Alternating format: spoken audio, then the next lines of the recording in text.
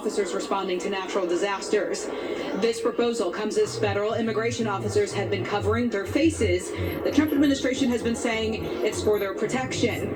But the senators say it's not okay, and their proposal is meant to boost transparency in law enforcement. And now is the time for California to act and to protect our communities. We do not need secret police in California.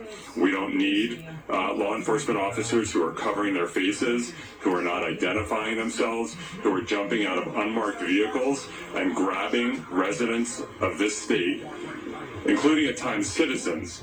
Retired CHP officer and now Republican Assemblyman Tom Lackey is totally against this. Here's what he had to say when we caught up with him at the state capitol.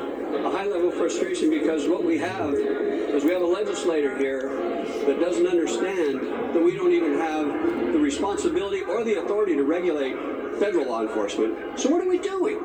What we're doing is castigating law enforcement as the enemy. And we've been working very hard in the last 5 or 6 years to try to restore confidence and partnership with our community, and this does just the opposite, and it's terrible. We're hearing this will likely get a hearing in the Assembly Public Safety Committee. The leader of that committee, Democrat Nick Schultz, I spoke to him briefly, and he said that he is in talks with these two senators.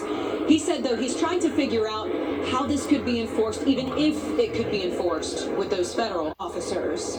Reporting at the state capitol, Ashley Zavala, KCRA 3 News. In a statement, ICE's acting director Todd Lyons said, quote, "I'm sorry if people are offended by them wearing masks, but I'm not going to let my officers and agents go out there and put their lives on the line, their family on the line, because people don't like what immigration enforcement is," end quote. He said that at a news conference earlier this month in Boston to announce nearly 1,500 arrests in the region as part of a month-long surge operation. Well, the curfew in place in Los Angeles is now being shortened. Mayor Karen Bass says tonight's curfew will begin at 10 o'clock rather than 8 o'clock, and it will run until 6 o'clock tomorrow morning. The curfew imposed last week after days of protests and looting after the immigration crackdown and the response.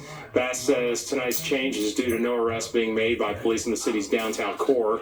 The curfew covers a section of the city that's about a square mile of downtown Los Angeles. 2 assembly members are working to remove a deadly chemical from gear meant to protect firefighters. The bill comes